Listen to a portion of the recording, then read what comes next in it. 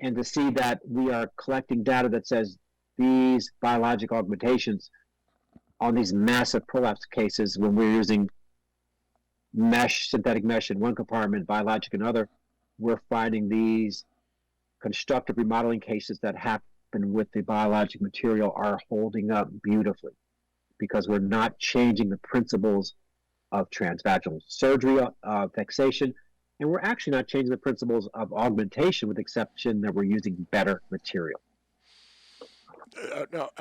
Thank you for that explanation and how you got here. Let me ask you Right. a question about the just because of our ladies out there, and you talked about three Right. compartments. Walk Mm-hmm. me through those three compartments Okay. so that at a patient level, what does Mm-hmm. that talk track, what does that discussion look like? So from a patient level, I obviously have models in the office, and I apologize for not being in my office. I just got out of the operating room, but we look at the vagina as a tube, and it's really simple to sort of look at it as an inverted tube. And we have three compartments. We have the top part where the bladder sits, and we have this part here where the uterus cervix would be, and we have this part here where the bowels would be. And all three of those compartments are supported by different structures, so that when we talk about a three-level compartment or three different compartments, all three of those are supported by different support structures, and any one or all three of those compartments can come out. And then the vagina can turn inside out like a sock and come all the way out. And when we get a prolapse where it's completely external or moved completely outside the vagina, we obviously have disruption of all three of those compartments. But again, prolapse can be that you go to the doctor, the GYN generalist, family practitioner, and they see a bulge that's at the opening or introitus. And they say, well, looks like your bladder's prolapse. On an examination by your gynecologist, he or she would be able to tell that maybe it's just the bladder, maybe it's the bowel, maybe it's all three compartments, maybe the cervix has come down to a point that's pretty far down, but you can't see it because the bladder's in the way. It's prolapsed the most. So it takes an expert examination, even after somebody has seen that one part is protruding. Mm-hmm. So that is an important aspect of this, is that the different compartments need to be evaluated by an expert in the field, and that is where your gynecologist come into play. And just to back up a little bit, we have our additional training in the female pelvis, and that's pretty much all we do, is to deal with prolapse and incontinence and fecal incontinence. So those are the urinary incontinence and fecal incontinence. So that's, again, proper evaluation, examination by an expert in the field, which means a specialist. And it's not to say there aren't some gynecologists and urologists who aren't very good at these evaluations, Right. but again, because we are now a subspecialty of greater than 10 years, it is now prevalent and pretty much easy to find or locate a urogynecologist in every, at least metropolitan area in the country. Sure. Which is a great asset for women's health. Absolutely. Or a urologist that is specialized in female pelvic medicine. Exactly. So just a little to clear that up, urologists who have also, you can get to where we are through two different pathways, through obstetrics and gynecology or through urology. So I don't mean to single out, to try to push our urologists aside. Urologists who decide to train with additional special training in female issues are equally as qualified to do this procedure or to do this evaluation and the procedures as a OBGYN who then takes extra training. So either pathway works great. But they're specialized and they do it a lot, and that's the most. That's all we do. That's the most important thing. I'm gonna put us on pause for 1 second. So you have so let's now talk a little bit about your practice, your approach, and then the products that help you in your practice, so that women can have some background and understanding that of course every surgeon has different techniques, different approaches. So this is one way to look at it, and our goal here on the podcast is to give women as much really valuable education, so that then Mhm. they can say, hey, there's different ways that I can approach And my prolapse. I'm gonna grab this phone call real Yep. quick. It's the OR calling me back. Hang Okay. on 1 second. So we'll Yeah. we'll wrap up and then we'll get you Okay. back down to the OR. So Ah, okay. so walk me through your approach in treating these ladies, and how, So just we can kind of compare it to some other people around the country and what they do. right, So right. love to hear it.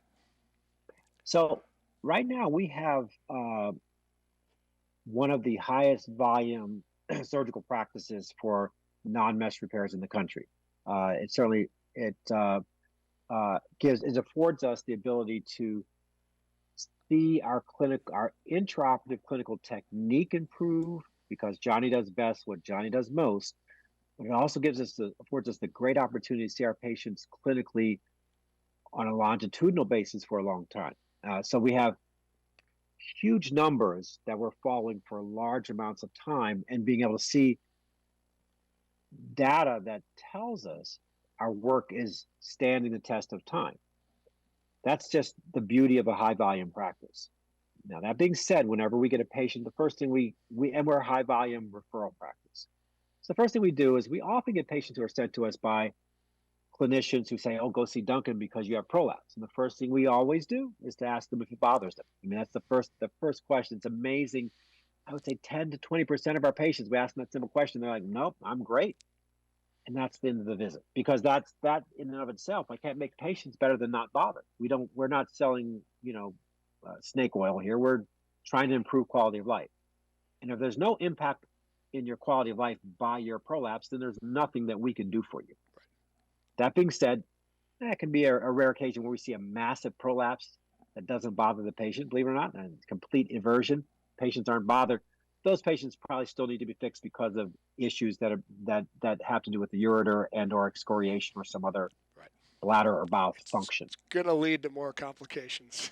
It's gonna. Other yes, absolutely, absolutely. So if we see that type of prolapse, even if it's not bothering the patient, we will jump in to intervene. But the first thing we do is to say to the patient, "Are you bothered?" And then we discuss options. Of course, we discuss non-surgical options such as pessaries, physical therapy. But these prolapse cases are true breaks in the support structures, and they are fixed permanently by surgical intervention. When we start to talk surgical intervention, we are talking about comprehensive full compartmental repairs because if we don't repair all compartments, we leave those compartments which are not repaired susceptible to the same vector forces that cause prolapse to begin with. Now, am I a believer in all compartments fixed all the time? No, but closer to that than not. So that we do a comprehensive repair, including the genital hiatus, which is part of the repair, which is the medical term for the opening of the vagina. That's not a cosmetic issue. That's not just to make it better than it used to look or whatever. It's part of the repair process. And it's just vector physics. It's basic, like we need to make sure that the forces that are pushed this out are guarded against, you're protected against those forces. That being said, our concept boils down to two compartments, as I mentioned earlier.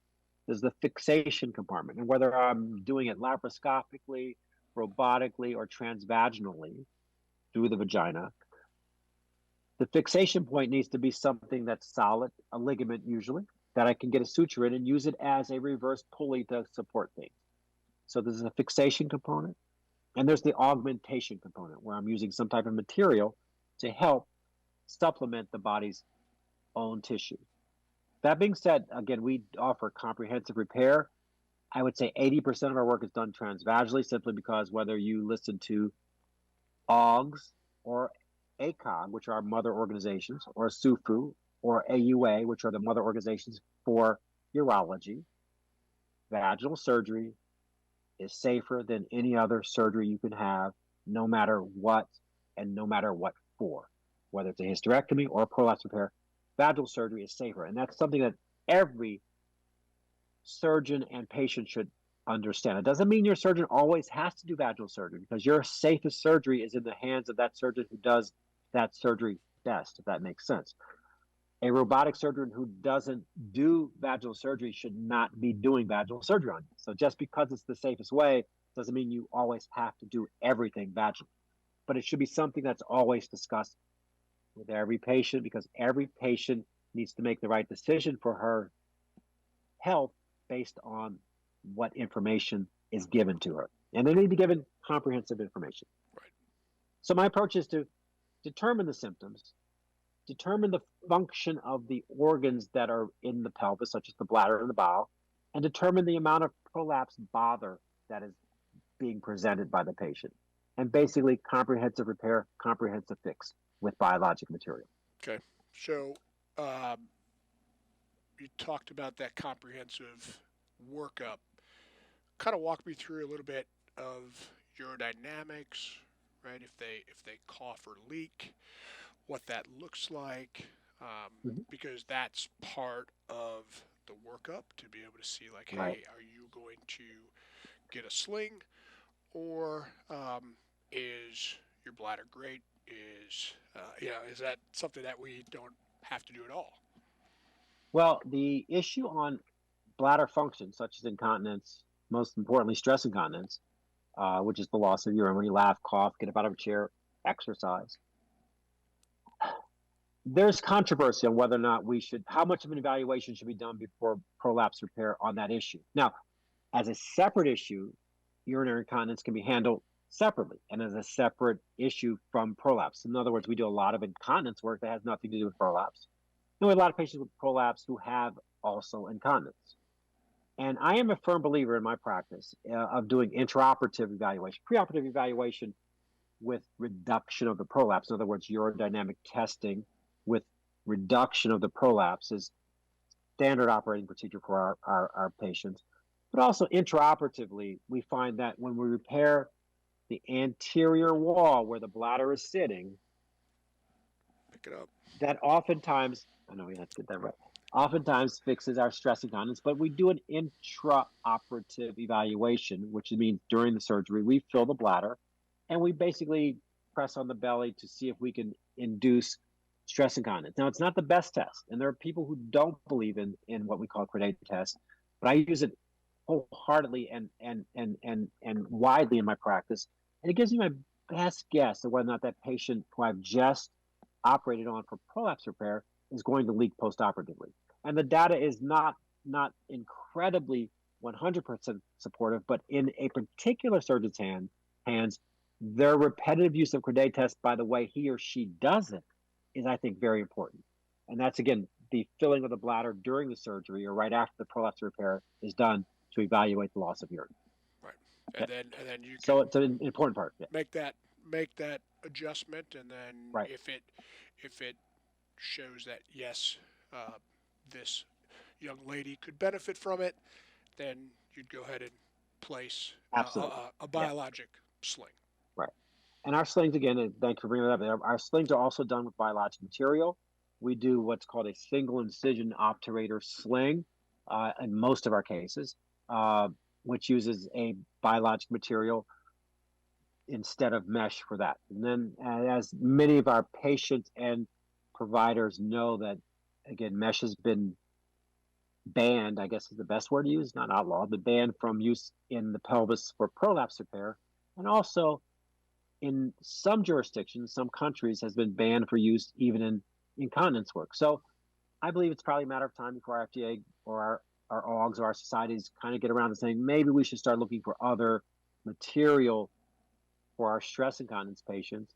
Again, I've been fortunate enough to be able to shift away from mesh for incontinence for about 8 years. I still do mesh procedures if after proper informed consent, that's what the patient would like to have. But we offer the non-mesh sling procedure for all our patients with stress incontinence, with routine stress incontinence, um, as a routine Right. practice. As your first line therapy, and then let's Right. address Absolutely. them if we have to get more aggressive. Right. That's our Right. first line surgical therapy is a midurethral sling with biologic material. Yes, Love it. absolutely. Love it. Well, listen, Dr. Duncan, um, we appreciate the time that you've Thanks. spent Appreciate with being here. us. We know you have to get back down to the OR. Back to the OR. Yeah. Back to the OR, and certainly would love to have you back on the program. I think the ladies, when they review this information, it's going to be very, very Mm-hmm. helpful. And then we'll have you back on, and then we'll give the ladies a little bit of some time so that they can call in, Absolutely. and then we could do take some live phone calls from some. Take some phone calls. If we get questions emailed, we'll be glad to answer every single one of them. Right. We'll have as many podcasts and as many question and answer sessions as we need to make this this clear as well known to everybody in terms of an option for both prolapse and stress economy. Well, we appreciate all your innovation and you being in the front of most people in the country, and that's a great place to be. And congratulations, because we actually did get the data, and you are the #1 implant that's always good. surgeon for 2022. I'm sure you're off to a great start already this year in helping so many ladies treat both their prolapse and their incontinence, and really giving them what we consider to be probably some of the safest solutions that are out there. Well, that's good to hear, because we're obviously in Baltimore, we're in a tough medical market, so it's good to be able to have the confidence of our referring physicians and other patients to send us that type of volume to work on. So something must be working right. Less to do with me than it is to do with the techniques and the materials I have to work with. So we appreciate our partnership, that's for sure. And you've got a great team behind you. And that's for sure. I have the best nurse practitioner in the world with Sandra Barker, exactly. #1, exactly, and my office team too, as well as Ascension. They've all been incredibly supportive for everything I do. So wonderful. Very good. Well, thanks all right, for I'm your gonna time. run down and see what's going on down there, but I appreciate having me on. You got it. Very good. Take Bye-bye. care. Bye bye.